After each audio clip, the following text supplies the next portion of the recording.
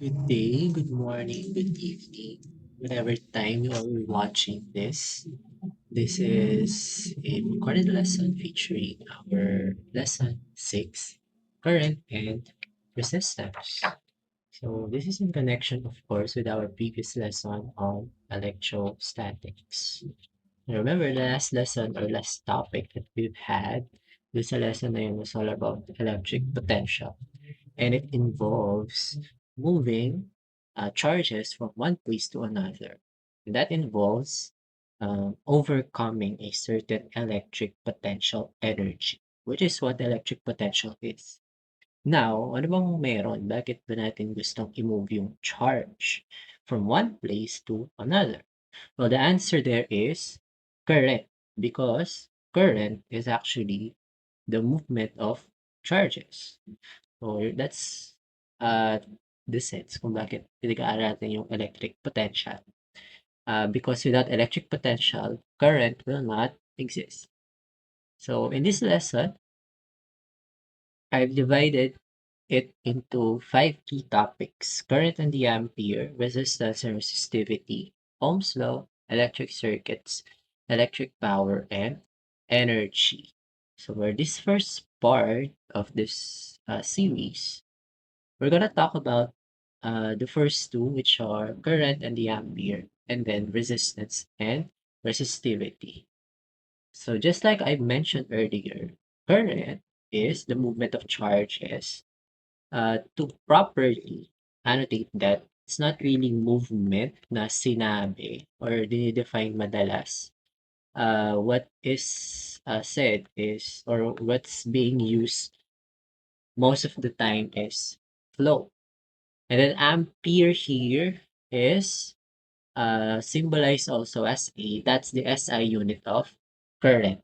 Now, alam na natin yan, nasa basic or 7 basic units now. SI yung current or electric current natin siyang dinefine in lesson 1. That is ampere. So let's start. So electric current is defined to be the rate at which charge flows. O yun, di ba? So meron tayong dito, ginamit niya is flow. But as you can see here, it's not really defined as simply a flow. It's also defined as a rate, which means it is per unit of time. Okay? So it's measuring gaano karaming charges yung dumadaan sa isang particular point per unit time. So, syempre, if we are SI, yung unit ng time na yon is sec. So, the average electrical current I is the rate at which charge flows. That is delta Q minus, over delta T. So, dito, inarap lang natin yung change in charge over change in time.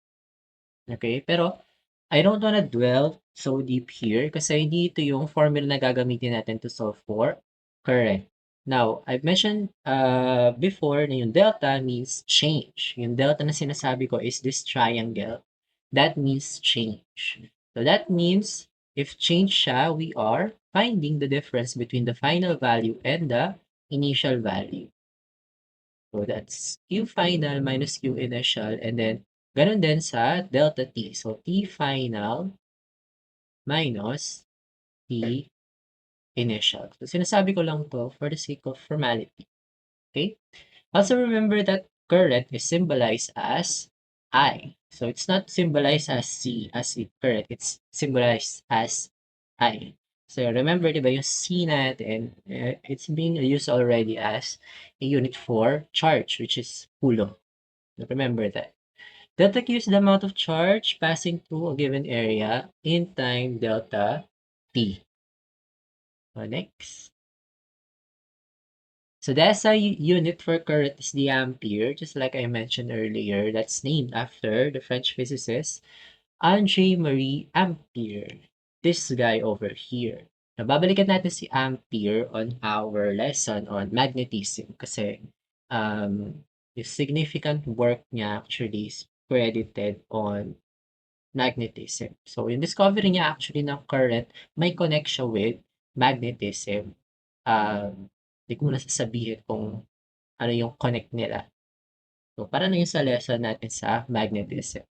Given the formula, ampere is then given as 1 coulomb of charge passing on a given area per second. Just like I mentioned earlier, because current is a rate. Okay? Yan. So, ito yung mini-measure ni current, yung flow ng charge sa isang area per unit of time. For example, i-measure natin sa isang segundo, ilang charges yung nag-flow dito sa area na to. Ayan, this is circular area na yan nakaturo. So, that's gonna be 1 ampere. Say, for example, may 1 coulomb na nagpapass sa isang segundo. So, that's 1 coulomb per second or 1 ampere. So, ampere appears to be a derived unit, which is also coulomb per second. Di ba? So, here we have an example, which is actually yung application mo, formula natin ng average current.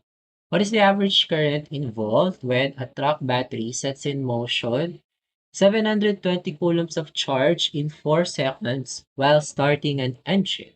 So dito nakalagay na agad class no yung change in charge and yung change in time. So this kasi assumes class na even though hindi niya in-specify yung final, yung initial values, it is assumed na zeros yung mga yun. Okay? So kung assume na zero yon, we can then say na yung delta Q natin over delta T is simply 720 coulombs minus zero. So, hindi ko na siya isusulat kasi 720 coulombs din siya. And then, 4 seconds minus 0 seconds. So, 4 na lang siya. So, again, hindi ko na siya sasabihin. Diba?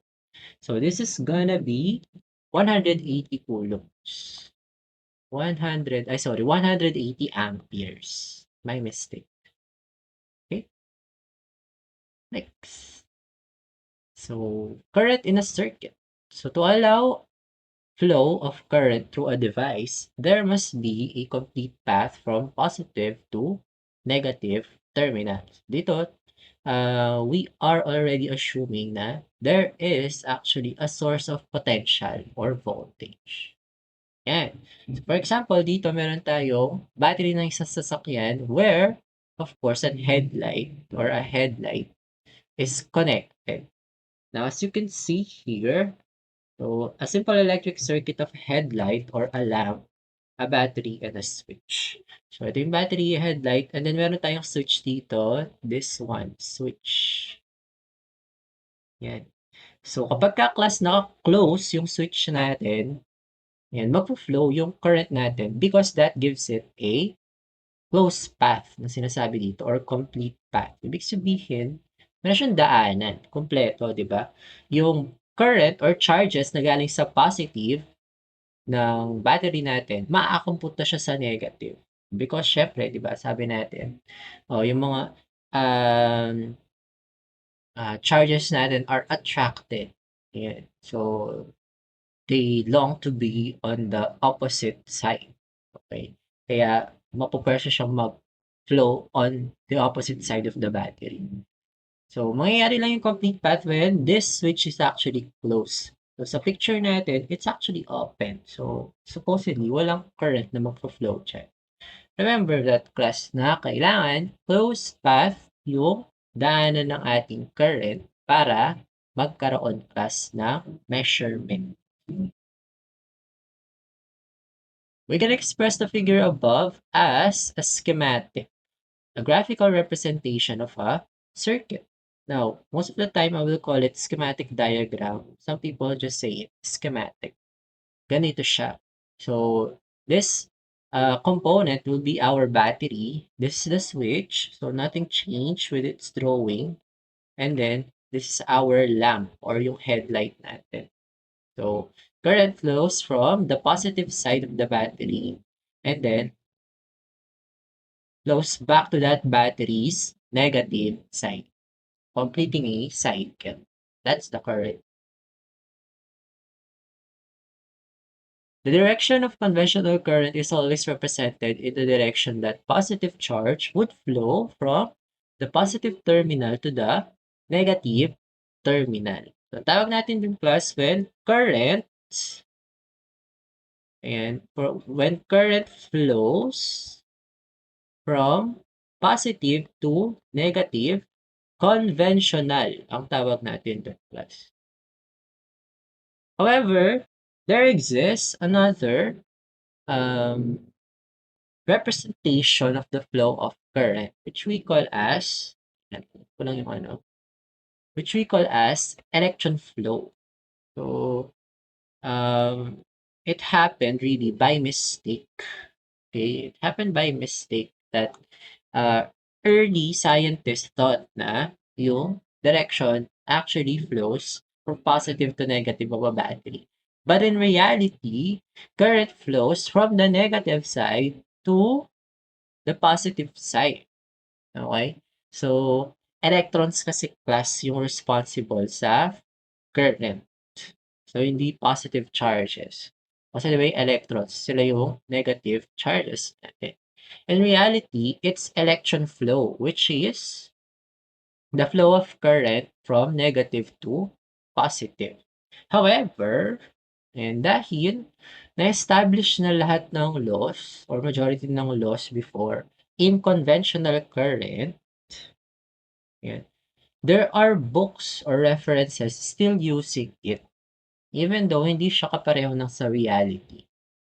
Now, the difference that makes or the difference no conventional and election is majority science lang because it's direction, 'di ba? Directional. So for example, pwede tayong mag-solve sa isang conventional current way. We can measure 3 amperes or isagot natin 3 amperes. Pero kung electron flow siya, ayan, 3 amperes pa rin siya, pero negative. Okay, so dun pumapasok yung difference class nun. Sign lang. Okay. Yan. So, actually, a mistake.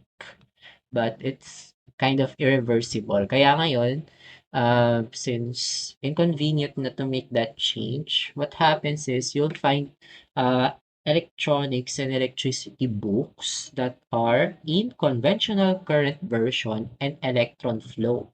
So, lahat nun ng mga solving nila sa books na yon iba. Okay? Kasi electron flow changes direction. So, next, that's it for current and the ampere. Let's proceed with resistance and resistivity. We've already established that current is the flow of charges or the rate from which free charges flow. Now, um, there are other things where current depends on. O, hindi naman laging malaki yan. Hindi naman siya laging maliit. And these are the factors that actually affect class current, resistance, and resistivity. So I want you to remember that these two are different entities. That's why they are defined differently, resistance and resistivity. The amount of current depends not only on the source that drives it but also the components. So yung sinasabi niyang source dito class is yung source ng voltage. Okay? So, nakadepende din kasi class yung voltage, ay sorry, yung current natin dun sa, syempre, dun sa voltage na naka-attach sa kanya. Later on, we'll find out yung exact relationship. Or actually, that's for the next part, the lesson. We will find out yung relationship ng voltage and current.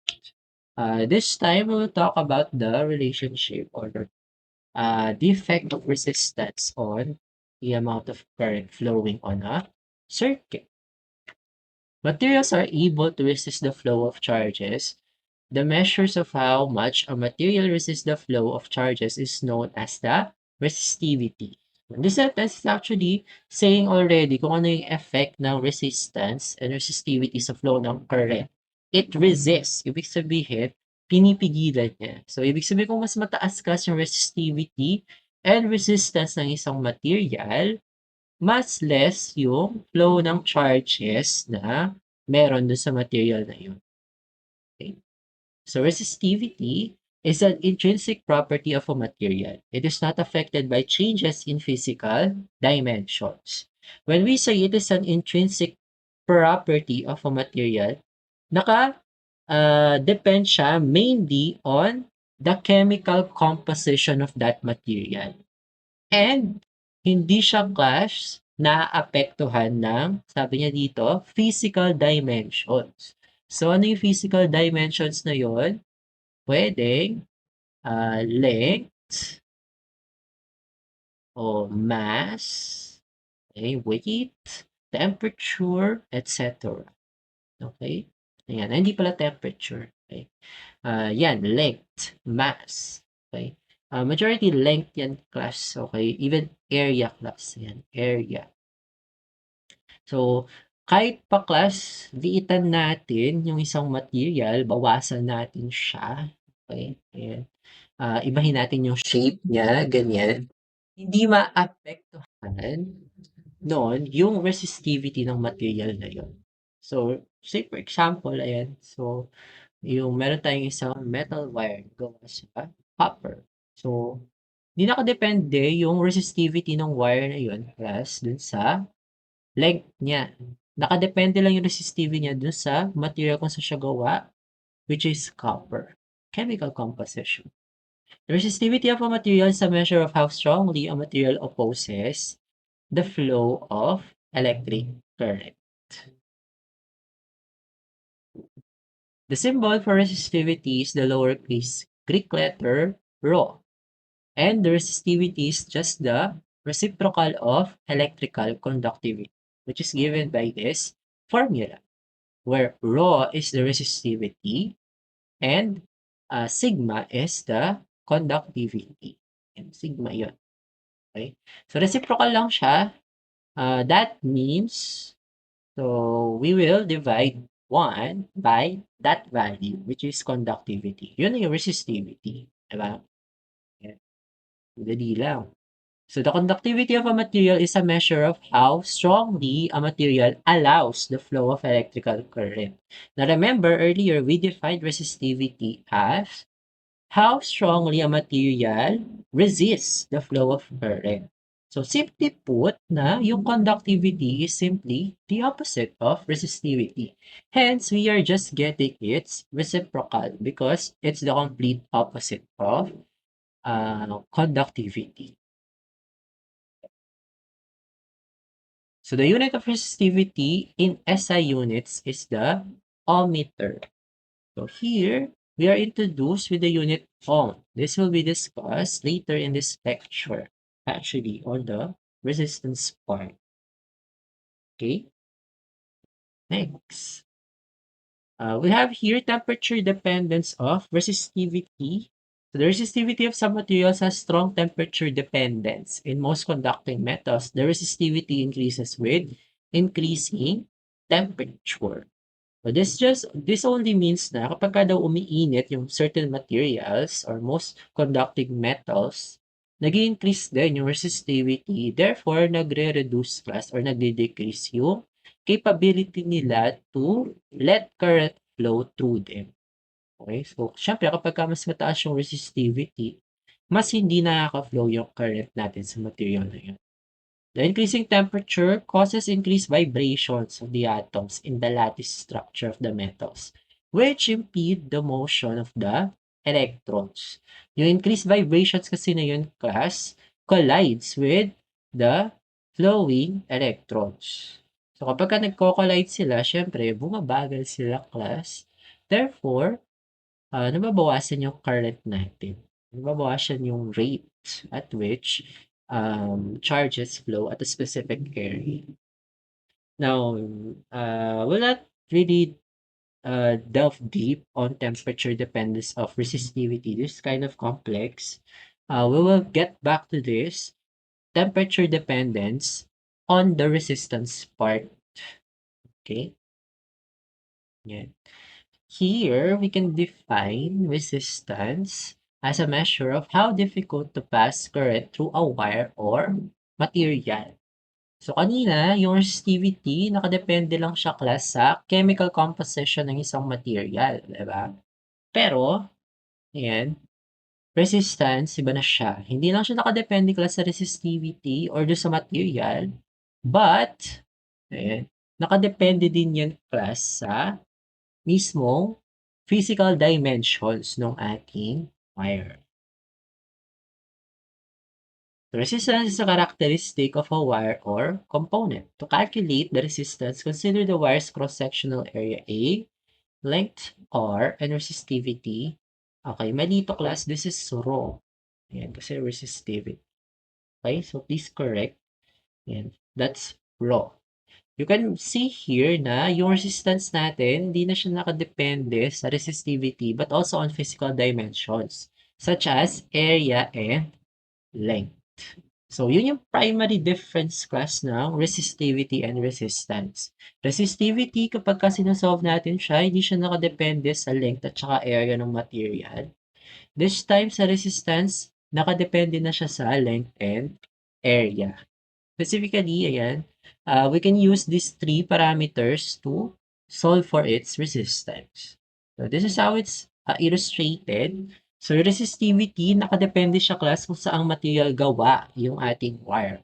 So, syempre, dahil kailangan uh, madaling mag-flow yung current sa kanya, dapat yung material natin has very low resistivity. That means, yung material na ginamit natin sa wire should be a conductor. Okay, remember, conductors have very low resistivity. Siyempre, practically, gagamitin natin yon, di ba? Ba't natin pahihirapan yung sarili natin, di ba? Mahirap bawiin kasi class yung resistance sa area at saka sa length. Mas madali with the material that we use. Sadly, that also affects kaya kailangan natin siya i-consider here. So, yung cross-sectional area is yung area, okay, na ng cross-section. Okay, yun yung pagkahinati natin siya, okay, and then yung shape plus na resulting with that. So we can use these three parameters to solve for the resistance of a wire using this formula. R is equal to rho length over cross-sectional area. Siyempre, yung rho natin, ayan, yung rho natin will be in, I'm sorry, ulit, dito pala banda. Yung rho natin, yung unit niya class is ohmmeter, and then, yung length natin is in meter. So, SI tayo class. Rho, ohmmeter, so rho, multiplied by meter length over meter squared. Okay? So, ano mangyayari? Cancel meter dito sa meter squared. Ayan, isa. So, isa na naman titira. And then, may isa pa tayong meter dito. Cancel. Matitira na lang ohm, which is our SI unit for resistance. That's named after George Simon Ohm. Okay? Uh, na pag-aaralan natin sa Ohm's Law. Okay? Yan. So, remember na yung area natin will not always be stated explicitly. Ibig sabihin, hindi bibigay agad ng problem yung area natin. Okay? There are times na yung ibibigay lang is radius or diameter. And then, it's up to us na i-solve yung area ng ating wire. Of course, using the formula for area. In terms of radius, I have here pi r squared. And then, kapag ka-diameter naman, pi d squared over 4. So, bakit ganun, naging ganun? Kasi di ba yung radius natin is just half the diameter. So, we can substitute this dun sa formula natin, pi r squared. So, pi, yung r natin magiging d over 2 squared. So, that becomes pi d squared over. Kaya, ayan, in terms of diameter. Just in case you don't feel like solving for ratios, well, just divide it by 2. Anyway, yan. So, mapapansin nyo, yung area lang na binigay ko dito is area of a circle. Yan, circle yan. Pi r squared. Now, bakit? Kasi class, mostly yung wires natin are manufactured as cylindrical in nature. Cylinder sila, katulad na nasa drawing natin dito, class. Yan. So, cylinder, yung cross-section niya would be a circle. Okay? So, kaya ganito lagi yung ginagamit natin. Formula for area. Pi r squared. Very easy to remember. Another thing o pro tip na sinasabi ko sa inyo, ayan, nung nag-aaral kami, pinag-aralan namin 'to, para maalala namin yung formula for resistance in terms of resistivity, length, and area, binabasa namin 'to as R-PLA. Ayan, R-PLA. R-P-L-A. Kasi 'di ba yung rho mukha siyang letter P. Ayan, but it's not actually letter P, it's Greek letter rho.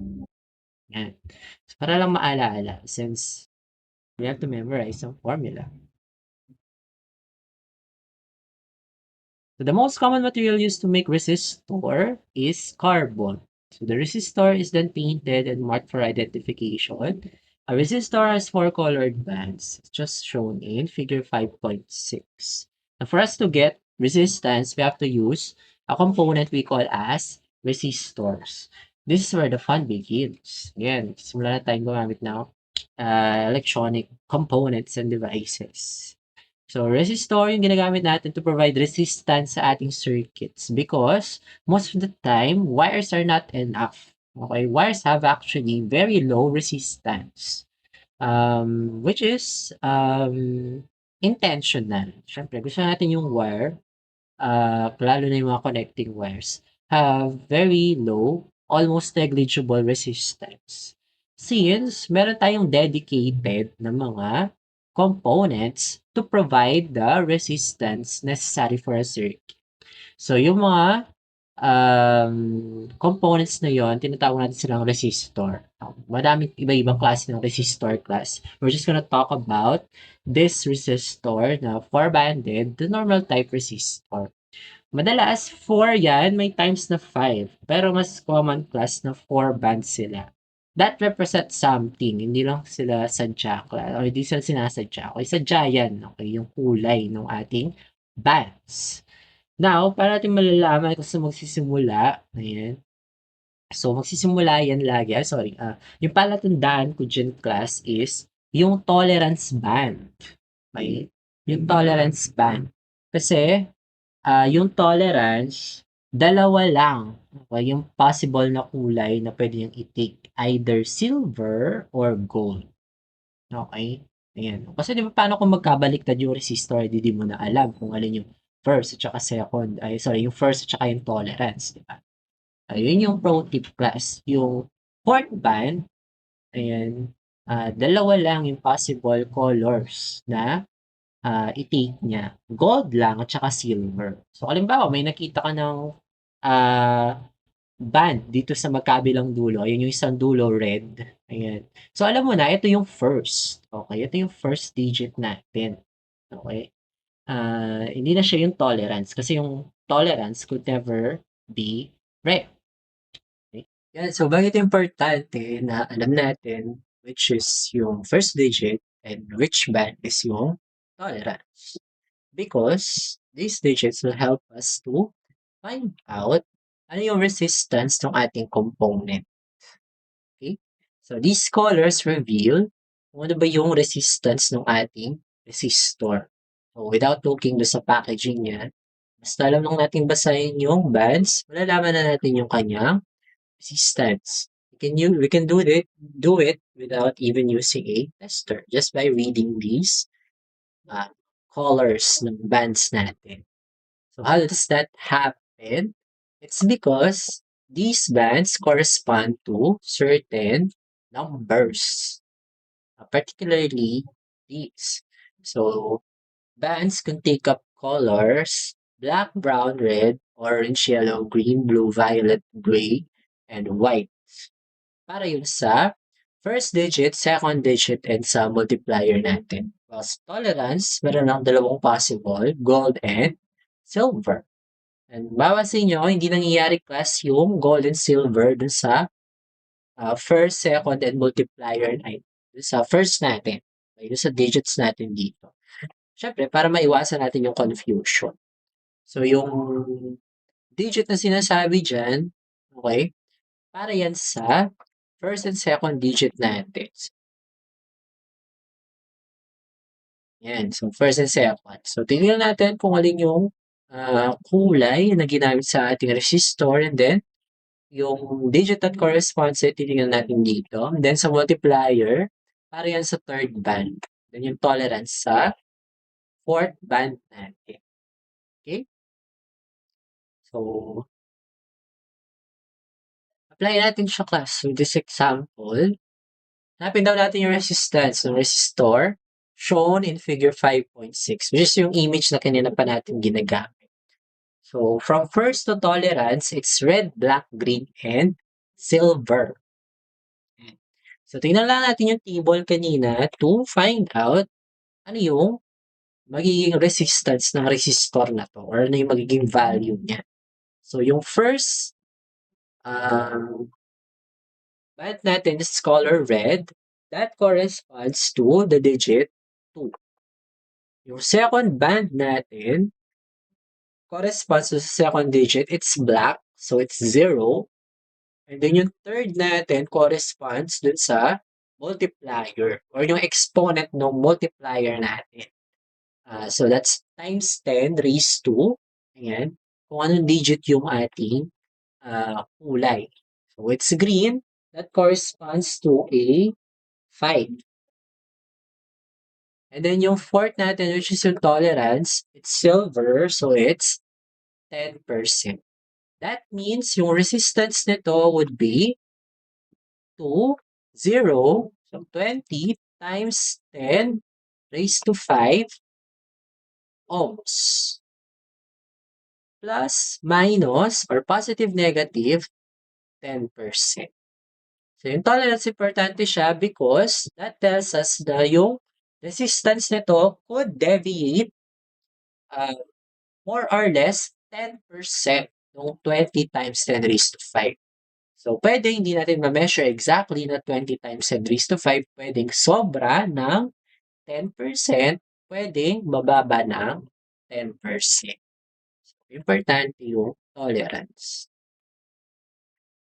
Yan. Okay? So, kailangan natin yan kasi para pagka ginamit natin siya, we know na it's working pa. Okay? Yan. So, another example, this is an application of ARPLA.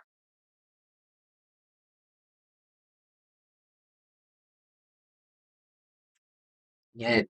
So, apply natin yung R plus. Sabi niya dito, find the resistance of a 5-meter wire with a diameter of 2.0533 millimeters. The resistivity of copper is 1.68 times 10 raised to negative 8 ohmmeter. That's a very small number. Yan. So, yung copper natin dito, meron daw siyang small resistivity 1.60 times 10 raised to negative 8 kasi times 10 raised to negative 8 yan, di ba? So 0.7 zeros plus 168. Is that or does that make sense? Yes, perfectly. Because copper is a conductor. And remember, conductors have very low resistivity. Rightful yun, plus. Dapat. Okay? Yan. So, hanapin daw natin siya using our formula, R plus. Yan. So, pagka may given tayo ng mga physical dimensions, R pla yung gagamitin natin class to solve for our resistance. So, rho natin is yung given 1.68 times 10 raised to negative 8 ohmmeter multiplied by the length, which is 5 meters. And then, over cross-sectional area, wala tayong given na area dito class. Rather, we are given a diameter. 2.0533 millimeters. So, we assume here na yung cross-sectional area natin is circle. Kaya, formula ng area of circle yung gagamitin natin. In terms of diameter.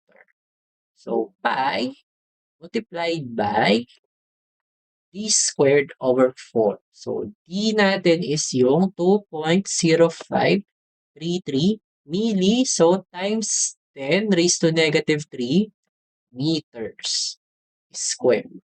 All over, sorry, this is 4. So, square.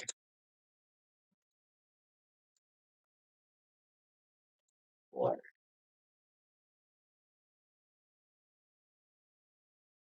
and close natin. So, dapat ang makuha nyo dyan na value is 0.03. Yeah, correct. 0.03 ohms. Final answer. Okay. Next, ayan, last topic tayo, which is temperature dependence of resistance. So, since changing the temperature has effects on resistivity of a material, syempre, magkakaroon din siya ng effect sa resistance because resistance also depends sa resistivity. So, kung nag-change yung resistivity, mag-change din yung resistance ng isang material. So, to calculate it, we can use the formula R is equal to R naught, quantity 1 plus alpha times T minus T naught. So, where R naught is the resistance taken as T naught, yung T naught natin would be yung ambient temperature. Okay, usually at 20 degrees Celsius. So, kapag ka-class yung problem, wala siyang mineasure na T naught, we will assume it's 20 degrees Celsius. Alpha is temperature coefficient that is exclusive to the material being used, while T is the temperature of concern. So, yung temperature from which, again, magkakaroon siya ng isang certain resistance, which is yung R na sinosolve natin dito. Okay? So, one of the most common thermometers is based on the thermistor, which is actually a temperature-dependent resistor. So, type siya class ng isang resistor na nag-iiba yung resistance niya kapag ka nag-iiba or nakaka-attain siya ng certain temperature. So, ibig sabihin, mas sensitive yung resistor na to, yung thermistor natin sa temperature changes compared with normal resistors. So, ito yung itsura niya. Thermistor yung tawag because, ayan, it's a contraction of thermal resistor. Ayan. Thermistor. Ayan. Okay? So, yun yung ginagamit natin sa mga thermometers natin. Particularly on digital thermometers. Okay? So, nangyayari, ayan, so meron specific na resistance na re-reach at this particular temperature. Ayan, and then, yung system na nasa loob ng thermometer natin would translate yung resistance na na-measure niya into the temperature which causes that resistance. Okay? That way, malalaman natin yung temperature. That's useful syempre sa mga thermometers na ginagamit natin sa body natin and medically. Let's have some example on that particular topic. Tungsten filament at 20 degrees Celsius has a resistance of 0.350 ohms. What would the resistance be if the temperature is increased to 2,850 degrees Celsius? Tungsten temperature coefficient is 4.5 times 10 raised to negative 3 degrees Celsius.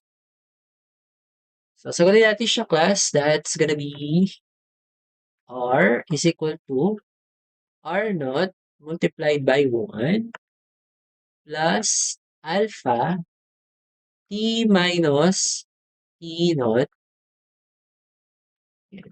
So, substitute lang natin, class.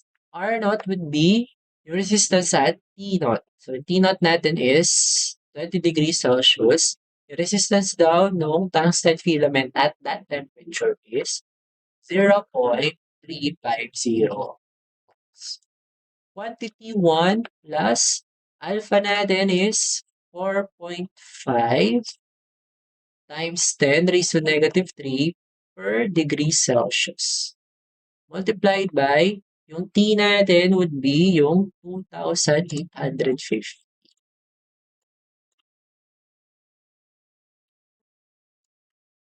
2,850 degrees Celsius minus T naught, 20 degrees Celsius. Yan. So, magiging R natin nun would be 4.81 ohms. Final answer. Okay. So, that's the end of our discussion, preliminary discussion for our lesson, current and resistance. See you all in our next discussion for this lesson. Thank you and take care.